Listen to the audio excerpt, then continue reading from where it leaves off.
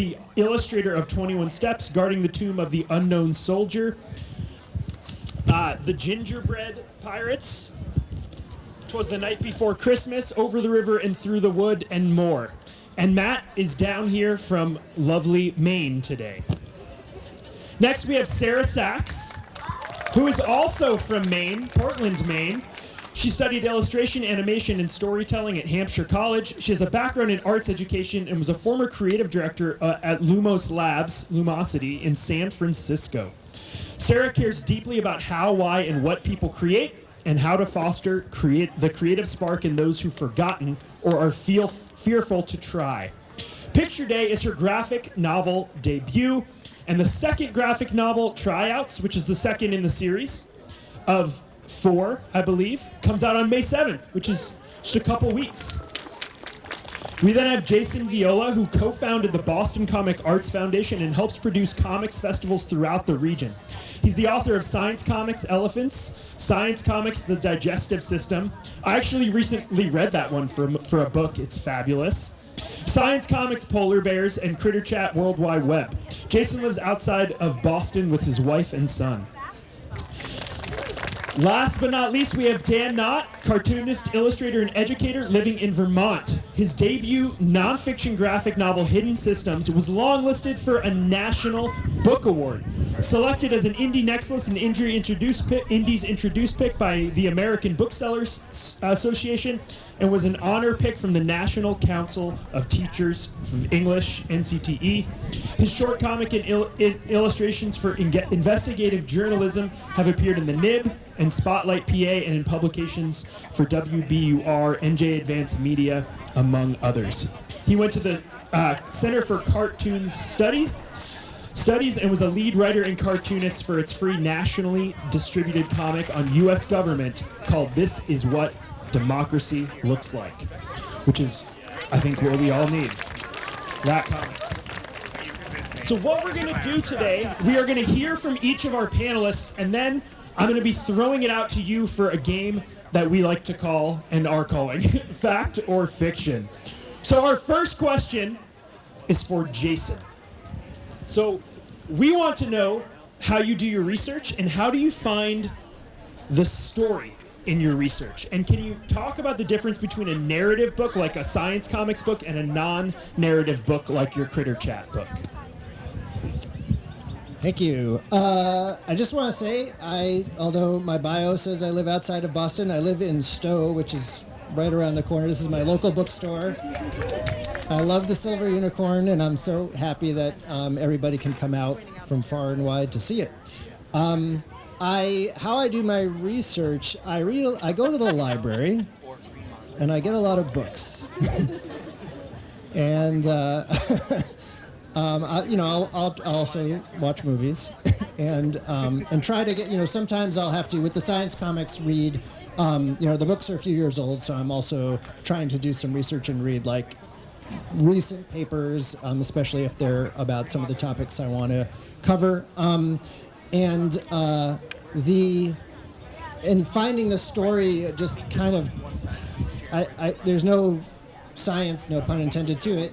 But I will, as I'm reading about all of this stuff, I just try to find, like, what would be a fun and easy way to get, characters involved here. With the animals, it tends to be kind of easy. Like for polar bears, for the first couple of years of a polar bear's life, they learn everything they need to know from their mother, how to hunt, how to survive in the Arctic. So it seemed like a natural fit to be like, well, we'll teach everybody like how to be a polar bear. And the digestive system, though, is like more of like an adventure, because it's like a journey through the digestive system. It's about a bacterium that lives in the mouth, and then one day it's accidentally swallowed, and it goes on this big journey, and it meets other microbes and bacteria. The fact that, like, there's, a lot of books about the digestive system is very heavily based on organs, and I know there's a lot of research and a lot of interesting stuff about, like, our microbiome, so I thought it would be fun. Like, there's a lot of... The nice thing about comics is you can, people are very used to things talking to you. Like, there's a long tradition of animals talking, so it seemed like, well, you can really take advantage of that and help like make a lot of this stuff fun if we have all these little creatures in our body if we're listening to them. How the nonfiction. The difference between a narrative and then a book that might be less narrative.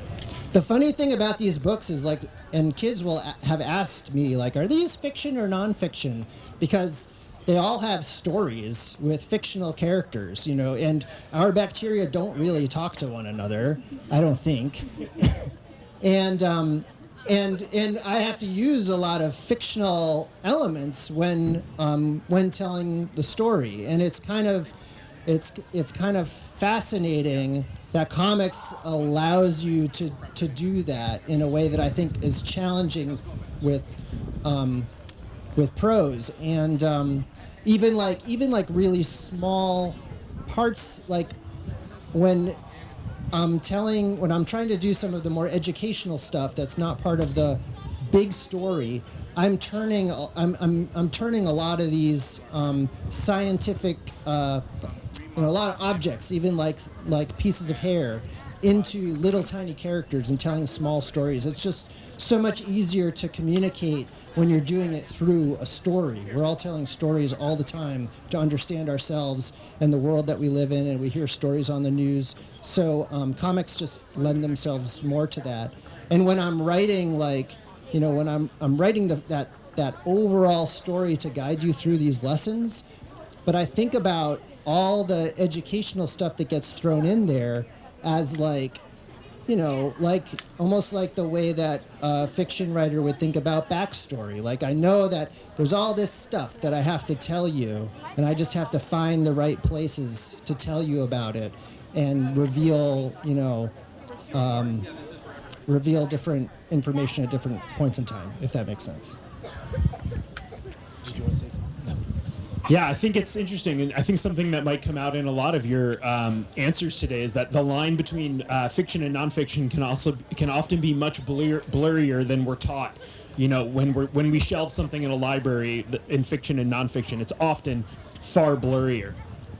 All right, you guys ready for your first fact or fiction challenge? This one is coming from Jason's book about elephants, and here it is. I'm going to read you the statement, and then I'm going to say, is it fact? And if you think so, you'll raise your hand, and I say if it's fiction, you raise your hand, and then I'll tell you which of you are totally wrong. Okay? Here's the statement. Elephants use their tusks for peeling fruit. Do you think this is a fact? Raise your hand. Do you think this is a fiction? Raise your hand. This is, I have the answer right here. Maybe, how long ago was the book? Maybe I should answer. This is, according to my notes, which have to be accurate, fiction. Elephant tusks are used for digging, maneuvering, attacking, defending, displaying, and resting. Do you want to tell me I'm wrong? No, I got nervous because I was like, I don't remember. I don't remember saying that, but maybe it's true. That's great. All right, our next question is going to be for Sarah. Your books, Picture Day and Tryout, are they based on someone real? And then also, Escape This Book is fiction, but talking about real historical places like Titanic and other things. So can you talk about fictionalizing true events and what's your process for that? So again, a bit about this line of fiction and nonfiction. So Picture Day and Tryouts, they're not based on real people or real events per se, though especially in kind of developing the universe of the series and like getting to know the characters, I was pulling from memories from my middle school days and some of the things that were really influential. So, for example, in Picture Day, there's this pivotal moment where the group of friends in the book, they are working towards building costumes of their favorite like comics and TV show to wear to to a comic convention, and they end up wearing them to their Halloween dance. And that was inspired by when I was in 8th grade, my friends and I, we worked really hard to build some Sailor Moon costumes to wear for our Halloween dance. And things go very differently in picture day than they did for us, thank goodness. But so that was something that, like, when I was thinking back on the time, it was just this, like, memory that just stuck with me as one of these things that I did with my friends that was so memorable and important. And so I pulled that into the story. But, you know, the characters in the book aren't me or my friends, but definitely they are interested in some of the same things that I was interested in growing up. And then, yeah, it's interesting. So the Escape This Book series, so I was the illustrator on this series. And so it was especially, you know, it's an interesting challenge trying to accurately recreate some of these, like the Titanic. There's, you know, trying to represent the details on the ship, especially because some moments take place in, like, really specific locations, and trying to make those feel accurate.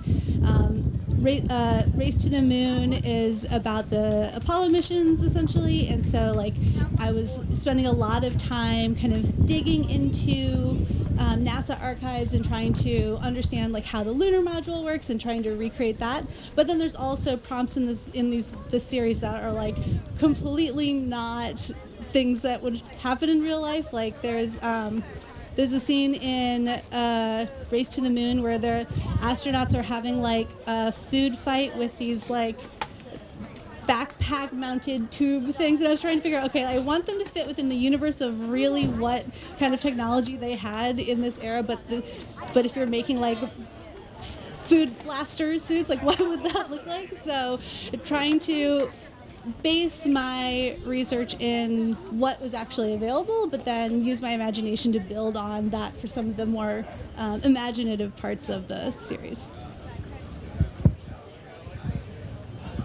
It's fascinating, especially to hear you coming from both sides, having fiction and nonfiction, and the way they blur even more. All right, here it is, your next fact or fiction. You guys ready? I'm expecting a 100 on this one.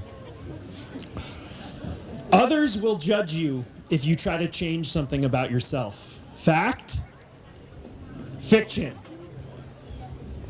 Hopefully, that is a fiction. Definitely not. The people you want to be surrounded by will support you and the decisions you make, just like Viv's best friends do in Sarah's book. Chances are people will admire you for trying something new. And if they don't, you don't want those people in your life anyway, right? Good job, guys. You pass. Yeah, that was a tricky. A lot of these I find are pretty tricky, a little bit subjective. All right, Matt. Hoops, your wonderful book Hoops, is historical fiction, but it's written about someone real but fictionalized. Can you tell us about the process of that and taking someone who's real and then finding sort of the freedom within that to create emotion and conversation, but making sure you're still honoring that person in the true story? Yeah, so my book Hoops, when I first had the idea, I learned about this girls' high school basketball team in the 1970s. And my original plan was to tell this story as a nonfiction picture book, because that's something I had done before. I felt comfortable with that. So I started researching it, and I actually spoke with a few of the players, which was really amazing. They were wonderful, and they shared so many great stories with me.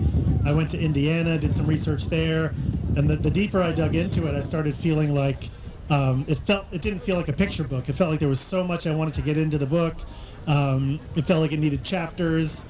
At the time, my two daughters were reading a lot of graphic novels, and I had started reading a lot of these books, and I just felt like if I knew how to do it, that this story could be that kind of book, like they were reading all Raina Telgemeier's books, and Roller Girl by Victoria Jameson was my daughter would get to the last page, and she'd go back to the beginning and just read it again, and I felt like I finally got up the nerve to actually try to do this as a graphic novel. And even then I was going to do it as nonfiction, which the biggest roadblock was, when I make a nonfiction book, everything in the book has to be true. I can't just make stuff up. And these are real people I'm writing about. Most of the text in books like that, most of the text is dialogue, which is people talking. And I was thinking, all right, I either have to make up a bunch of stuff that they never really said. This is almost 50 years ago. Or I had to tell the story with no dialogue, which there are some nonfiction graphic novels that tell stories that way.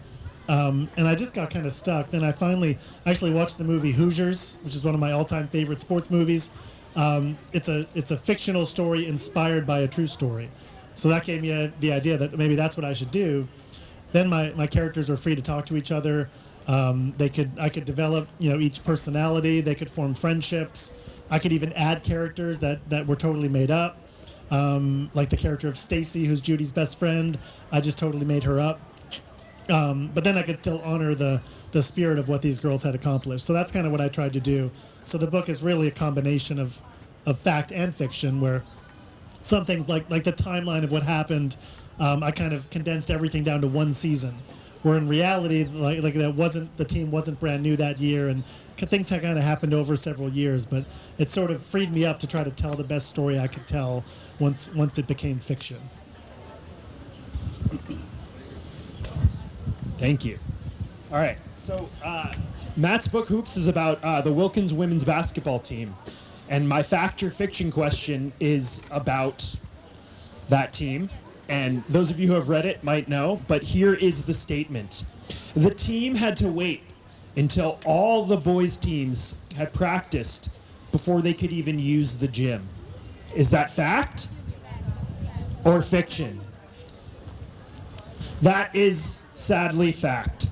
The team had to wait for the boys' varsity, JV, and then freshman teams before they could even use the court. And I just want to say, while this is an old story, these discrepancies are still active. I was just talking to my own daughters about the fact that Caitlin Clark just got a WNBA contract for what comes out to $78,000 a year, when the number one draft pick for the men's is making about $12 million a year. So while this is historical fiction, hopefully this will inspire the next generation of girls to make everything a bit more equitable and fair. So our last question is for Dan here. And I would love, Dan, if you would tell us about Hidden Systems first before you answer my question, because it's an incredibly unique book, and I think it would be good for all of us to hear. And then we want to know what it was like to find out that the book was longlisted for the National Book Award. What is that like? Because, some insight into that whole thing would be very exciting for all of us to live vicariously. Great. Yeah, thank you so much for having me here. So Hidden Systems is a book, I describe it kind of as a book about learning and asking questions. It started off pretty small. I was really interested in this idea of how we think about the internet. I noticed that we described it using a lot of metaphors, like a series of tubes or an information superhighway or a cloud. And I was interested in it would be fun to draw those and actually see what it looks like in our imagination. And then I got really curious about how it actually works and how it got there. And I used that sort of approach to also look at the electric grid and water systems. But I do think of it kind of as a book about asking questions and about noticing and being present. I was saying earlier that one of my favorite things is hearing from people that read it and saying that it made them notice things that we're surrounded by every day differently, because you understand a little bit more about how it works. And yet, getting longlisted for the National Book Award was really, really, really fun. And I think it was really fun, too. I hang out with a lot of cartoonists in general. I live in Vermont with a community of cartoonists. But being a part of a cohort that also included poetry and fiction and prose and just different forms was really, really fun to get to see what other art forms are, what's going on in other art forms, what those artists are thinking about, the questions that they're asking about their craft, and then thinking about how we can apply those questions to different things and different aspects of our craft too. So yeah. Yeah, thanks for letting us live a bit of that. And I just want to say, sitting next to Dan today, I've seen so many kids come up and get excited about the book, but also so many adults come up and say, I'm buying this for myself, or I'm going to read this before my kid reads it. And I think that is true of all the books in here. I read kids' literature because I make it, and also because I think it's the best stuff out there being published right now. But I think the books being highlighted on this panel for those adults who are here. I think these are especially appealing for the adults in the room. These books that play with fiction and nonfiction. All right. Here is our fact or fiction for Dan. So, as you will learn in the book, electricity allows us to move energy from place to place by using wires. During the 1890s in New York, there were so many wires that they blocked out the sky. Fact or fiction? Fact? Fiction. It's true! Come on, guys! Do you have anything to say about that? Yeah. So before there was like a national electric grid, there were all of these separate companies that were all stringing their own wires all throughout New York for like telegraph lines and for streetcars, but there was like no system for managing it. So they were just like all hanging on the streets, and it was really, really dangerous. And it wasn't for another few decades when utilities were developed as monopolies that allowed like some for that to be cleaned up and like consolidated into the systems that we have today. Man, so I think you all now need to read this because only one of you got that one right. So take it as homework. Go buy Dan's book. I'm going to go off script for 1 second, and then maybe we'll do another round of this and then some audience questions. But I've asked everyone up here today that they've let me ask questions to, and potentially next year they won't let me ask questions. But there are so many kids here who are here because they love reading graphic novels, but also because they love making graphic novels and making their own comics. How many of you like to make your own comics and graphic novels and aspire to do this one day? So I've been asking every creator up here what they would tell these kids or your young self. If you could go back and tell your young self, or these kids who want to be up here someday doing exactly what you're doing, what advice, what wisdom would you leave them? We'll just go down. I mean, I think the biggest thing is just draw a lot, have fun. Like in art class in school, you have certain things you learn, but then when you're home on your own time, just all you need is some paper and a crayon or a pencil or a marker, whatever you like to draw with. Just kind of keep drawing, and it's the kind of thing you can get better at. You slowly get better. I mean, some people think you're just born with it. Either you can draw or you can't, but I think the more you draw, you kind of slowly get better at it and have fun with it too. I would say don't be afraid to get outside your comfort zone. Drawing was something that I loved to do growing up, and I did a lot of it. I had a lot of practice. Writing was really terrifying. I didn't think I could do it, and it took a long time and building up confidence to try and write stories of my own. And so if I were to go back and tell anything to my younger self, if you try writing your stories earlier, it's okay. You're going to learn to do it just as you're learning to draw, and you'd be surprised by what comes out.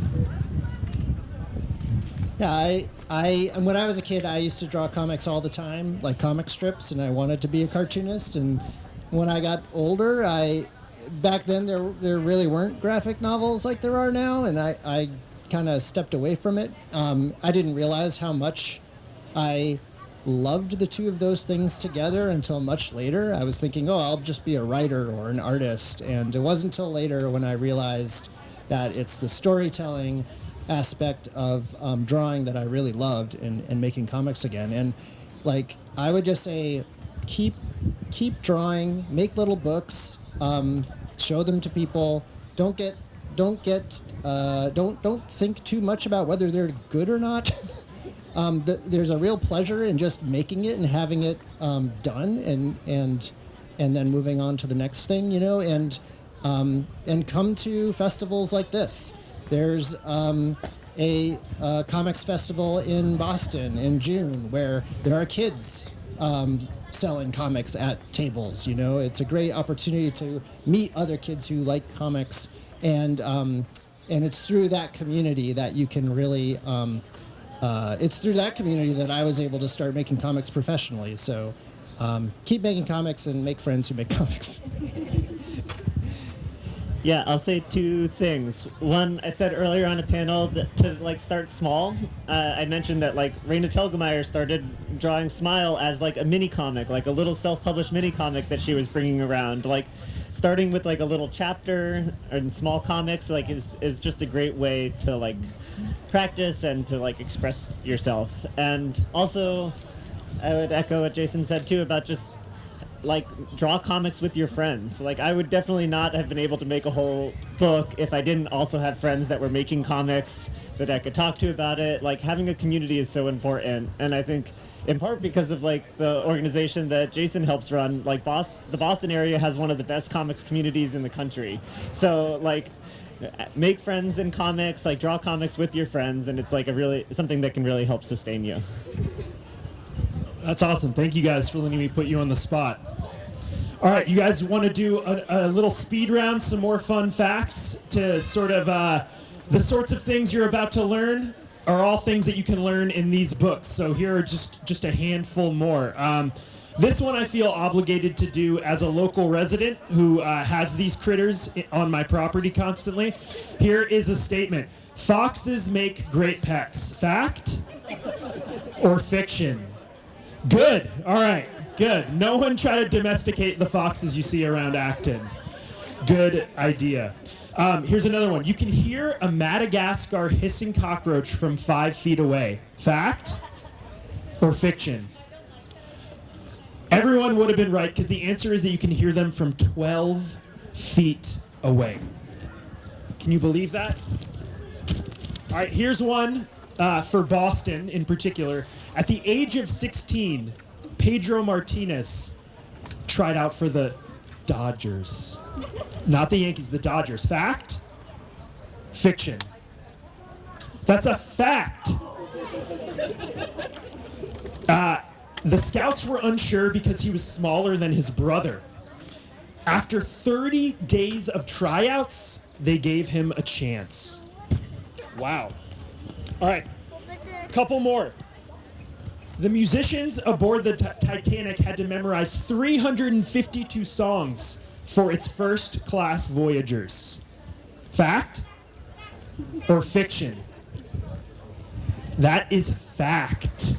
Can you guys believe that? Who can name 352 songs? Anyone? The Wiggles actually have that many songs, and I know all of the Wiggles songs thanks to my daughters, so I can do it if you want. All right, last one. There was a swimming pool aboard the Titanic. Fact or fiction? Fact. It is well, it's kind of necessary. You're a Titanic expert right here. Like most cruise ships today, the Titanic had many sources of entertainment, which included a heated saltwater swimming pool. Now that I know it's saltwater, it kind of does seem redundant. But they did have that. All right. I want you in the audience to begin thinking of some questions, and while you're doing that, I'm going to pass it down. I'd just love to hear what you guys are working on right now that's coming out soon. So I have my next book that comes out. I did a nonfiction book written by Dean Robbins called The Shape of Things, How Map Makers Picture Our World. It tells the whole history of map making, which was pretty interesting. And then and currently I'm working on the third Dasher book. So like there was Dasher, then Dasher Can't Wait for Christmas, and now I'm working on the next one, which I'm very excited for. Yeah. So the sequel to Picture Day, Tryouts, is going to be coming out in a few weeks, and I'm currently working on drawing the third book in the series, the name of which hasn't been announced yet, but each book in the series is going to focus on a different kind of character in the friend group. So Tryouts focuses on Al, and book 3 is going to be about Milo.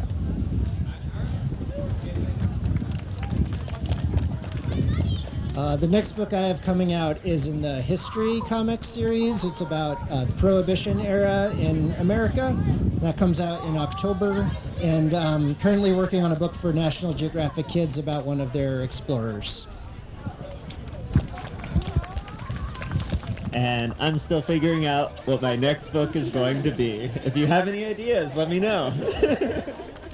Bring all ideas to Dan in the tent.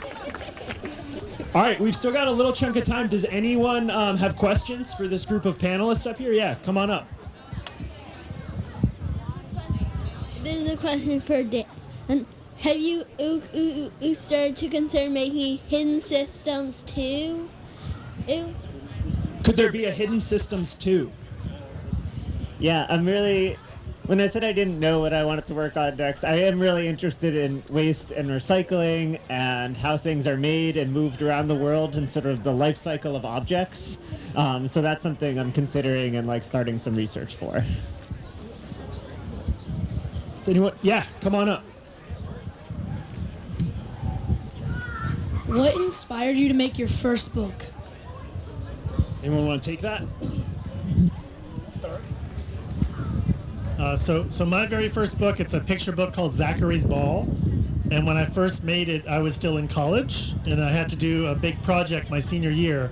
It was just a school project, just like a lot of you guys probably draw pictures in school and write stories in school.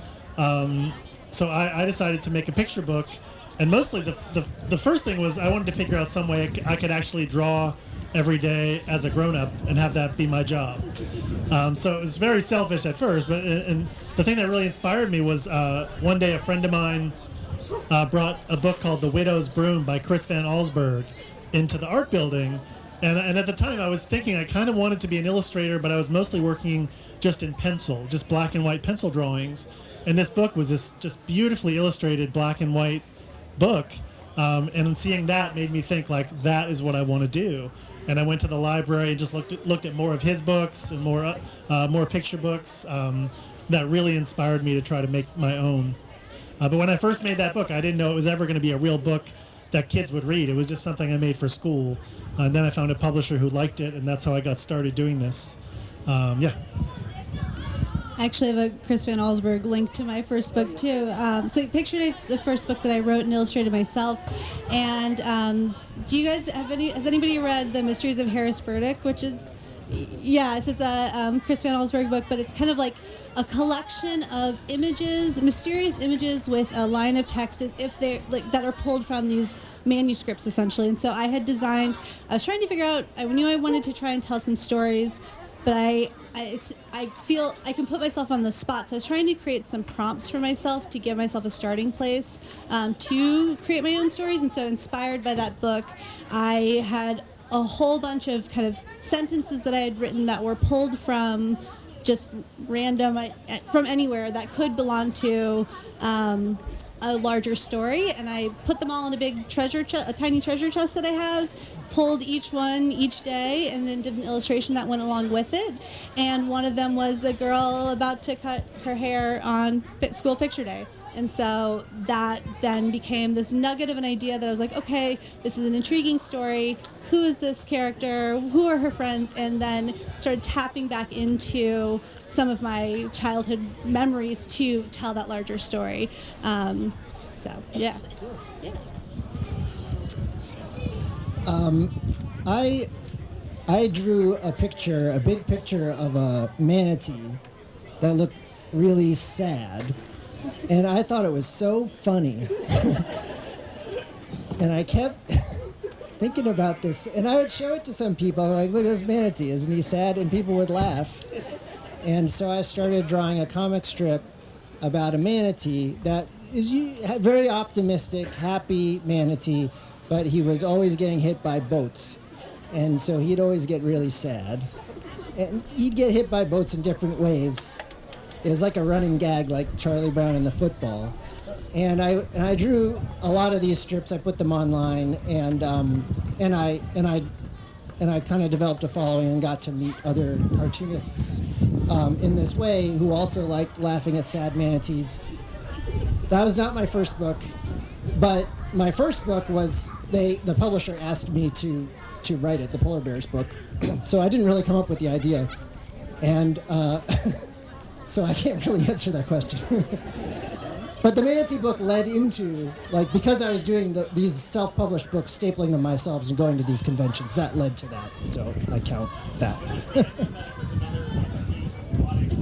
I don't think so. I mean, I did other comics that were also sort of like animal-based, so I think they're like, oh, well, he likes to draw animals. I had a comic about an amoeba. That was like, it started splitting into two, and then they started arguing with each other, and it became a whole drama. But yeah, like, I didn't do any like science educational comics, but there was always a little biology in them. The manatee story ended up having like an ecological theme to it, and yeah, so. And yeah, Hidden Systems was my first book, and it started off very small. Like I said, I was really interested in I was like, I'm going to draw like a short, maybe 10-page comic about internet metaphors. And then it became a larger comic that was like 30 pages long, and then 50 pages long. And then many years later was like 250 pages long. So you never know where projects are going to go. It's interesting, though, what you said. All of you talked about, and you mentioned the starting small. And it's really to sort of build your comic muscles. You really, starting small and doing a lot of small strips really can help you be prepared to do something larger, to build up to that. Does anyone else have a question in the audience? Yeah, come on up. Sarah, were you a fan of the Titanic before you illustrated wrote your book, like did the pictures? Yeah, were you interested? Yeah, I was interested in the Titanic, but I don't think I realized how much more interesting it was than I had originally expected. Like I knew generally about what had happened and had seen the movie, but I mean, the thing about doing the Titanic books, like there's just the amount of amenities that were on the ship, the things that were there, the kind of planning mishaps that were happening. There's just like so much information, and working on the entire Escape This Book series, it was just such a delight to be able to dig into the history of these different moments they were illustrating. So, I mean, like there were dogs on the Titanic because they were having a dog show. I had no idea, which is a sad fact, but also a very interesting and strange moment in time. So, yeah, I would say I became more of a Titanic fan through working on the project because there's just so much there. Do you know who won the dog show? I think it was the day that they hit the iceberg. It didn't happen. It didn't. The worst tragedy. Man. Does anyone else have a question? Yeah. Jason, do you like writing books about fiction or facts more, and why? Well, the thing I like about being able to write these fact books is that, like I was saying earlier, I can use a lot of fiction writing elements in them. I really do like writing the story. And this elephant's book is about an 8-year-old elephant, and her family's going through changes, and she's worried that it's falling apart. And I really loved the character, and I liked writing all the dialogue, and I got really invested in the story. So I guess the answer is I like writing fiction more, but I do appreciate how I can use a lot of elements from fiction writing in the fact books. Do you think that you could one day make a book about fiction and facts? Well, I think the books are a combination of fiction and facts. Yeah, I really do.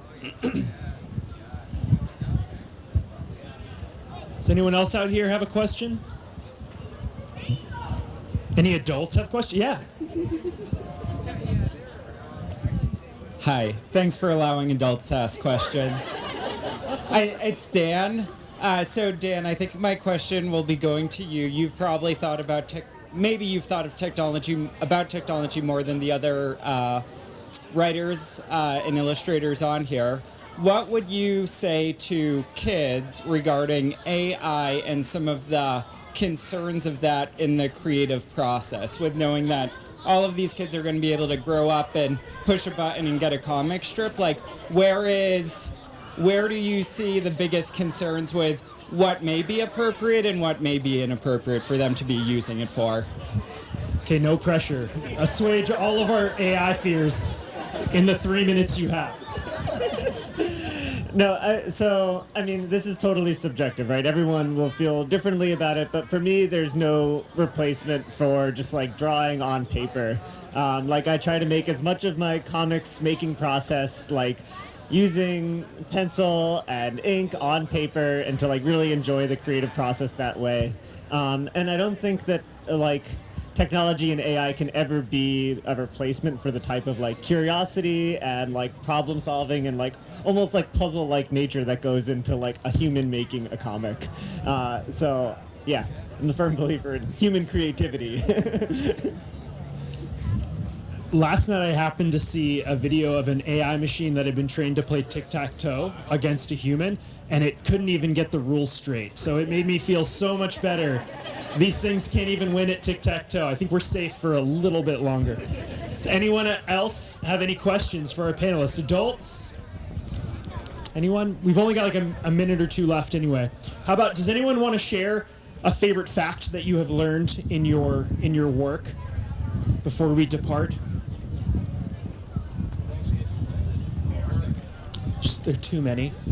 I like the cockroach one. I'm gonna use that around. I learned a lot of facts from the elephants book, and this is not like this is something I did not know, although it's people who like elephants know about this, but like I had no idea that elephants can communicate. I don't remember how many miles away from one another, but many miles away through low frequency rumbles that we can't hear, and the vibrations travel underground, and the other elephants pick them up through bones in their feet.